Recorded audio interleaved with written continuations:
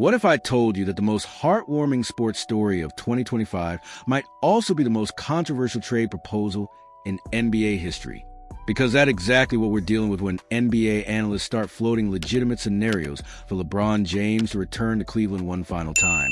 And honestly, the emotional roller coaster this creates for basketball fans everywhere is absolutely wild. The Kings' last dance. Why Cleveland makes perfect sense. Let's start with the beautiful irony of this entire situation.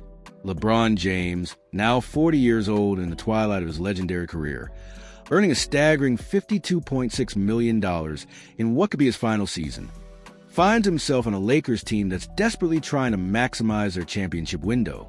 Meanwhile, the Cleveland Cavaliers, the team that gave him his greatest triumph in 2016, are sitting as the only franchise above the second apron, drowning in luxury tax penalties while trying to build around Donovan Mitchell and Evan Mobley. Greg Swartz from Bleacher Report isn't just throwing wild ideas at the wall here. He's identified a legitimate basketball problem that could have a storybook solution. The Cavaliers are financially handcuffed by their current roster construction, but acquiring LeBron's expiring contract could actually provide salary relief while giving them the veteran leadership and playoff experience they desperately need for a championship run in the Eastern Conference. Think about the poetry of the situation for a moment. LeBron promised Cleveland a championship, delivered it in historic fashion, then left twice to chase rings elsewhere. Now, in the final act of his career, it could return not as a young king seeking validation, but as the grizzled veteran looking to give his hometown one last shot at glory. It's the kind of narrative that makes sports magical, even if the financial logistics are absolutely nightmarish. The harsh reality of superstar salary matching here is where things get brutally complicated, and why these trade scenarios read like advanced calculus problems.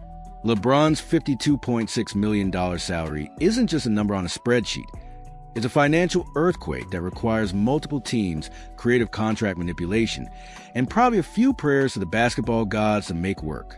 The first trade proposal is particularly fascinating because it brings Bronny James along for the ride, creating the ultimate father-son reunion story.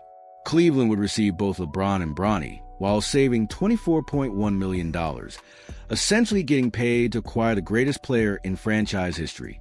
The Lakers would get Darius Garland, DeAndre Hunter, and Max Strus, a package that addresses their need for youth, playmaking, and shooting. Meanwhile, Brooklyn becomes a financial facilitator, taking on Jared Vanderbilt and Gabe Vincent plus a 2031 first-round pick for their troubles. But here's what makes this scenario both brilliant and terrifying. It completely reshuffles the competitive landscape in both conferences. Cleveland suddenly becomes a legitimate championship contender with LeBron, Mitchell, and Mobley forming a big three that could terrorize the Eastern Conference playoffs.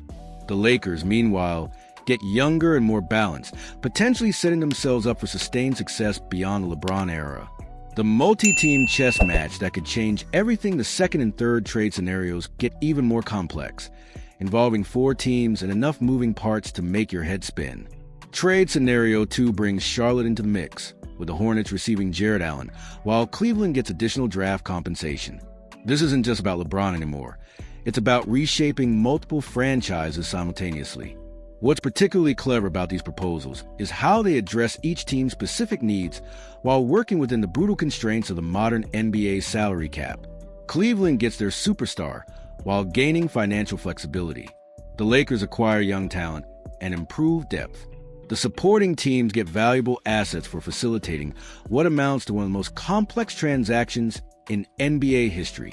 The third scenario is perhaps the most ambitious, bringing Utah into the fold and creating a 4-team bonanza that would make even the most experienced general managers dizzy. Cleveland gets LeBron, Austin Reeves, and Walker Kessler while still saving money. The Lakers land Lauri Markkanen alongside the other pieces, instantly improving their front court situation. It's ambitious, creative, and probably impossible to execute in reality.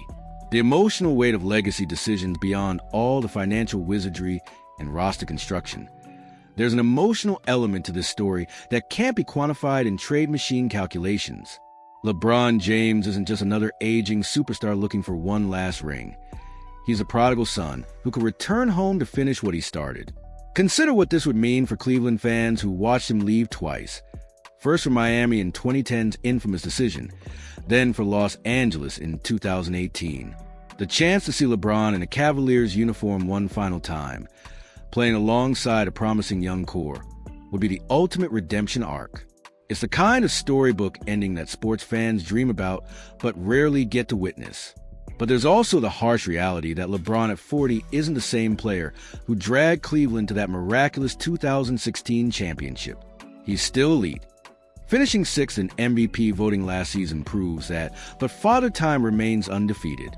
Will LeBron return actually make Cleveland better, or would it be an expensive nostalgia trip that ultimately falls short of championship expectations?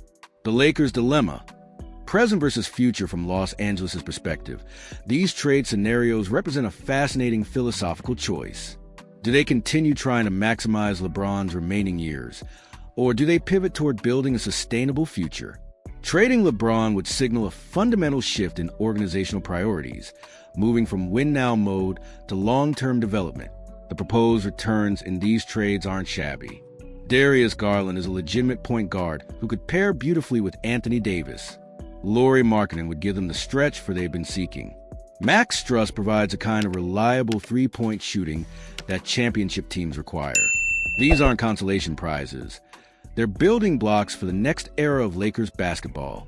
But there's also the marketing and emotional aspect that can't be ignored. LeBron James is still a massive draw, both for ticket sales and television ratings. Trading away one of the most marketable athletes in history isn't just a basketball decision. It's a business calculation that extends far beyond wins and losses. The logistical nightmare that makes it all impossible. Here's the unfortunate reality that makes all of these scenarios more fantasy than possibility. LeBron has a no-trade clause. Every single one of these elaborate proposals requires his approval, and there's no indication that he's interested in leaving Los Angeles, especially with Bronny now on the roster. Moreover, the financial gymnastics required to make any of these trades work will be incredibly difficult to execute. Getting multiple teams to agree on compensation, timing, and contract structures is challenging enough without adding the complexity of luxury tax implications and salary cap management. The Brooklyn Nets, who appear in multiple scenarios as salary cap facilitators, would need significant incentives to take on unwanted contracts. The Charlotte Hornets would need to believe that their pieces in these trades represent genuine upgrades. Utah would need to see value in taking on aging veterans for their rebuilding timeline. The dream that captures our imagination despite all the logistical challenges and financial obstacles. There's something undeniably compelling about the possibility of LeBron returning to Cleveland one final time. It would be the ultimate sports movie ending, the kind of narrative that reminds us why we fall in love with athletics in the first place. Imagine LeBron, Mitchell, and Mobley sharing the court in a Game 7 Eastern Conference Finals. Picture the emotion in Rocket Mortgage Fieldhouse as the hometown hero who delivered their only championship tries to do it one more time. Think about the basketball symmetry of LeBron's career coming full circle, ending where it began with one last shot at Cleveland glory. So here's what I want to know from all of you. If you could wave a magic wand and make one of these trades happen, which scenario would you choose? Are you team nostalgia, hoping to see LeBron back in wine and go one final time? Or are you more interested in the competitive implications of reshuffling the championship landscape? Drop your thoughts in the comments below. And if this deep dive into NBA trade complexity got your basketball mind racing, smash that like button and let's keep this conversation going. Because sometimes the most impossible dreams make for the most compelling discussions.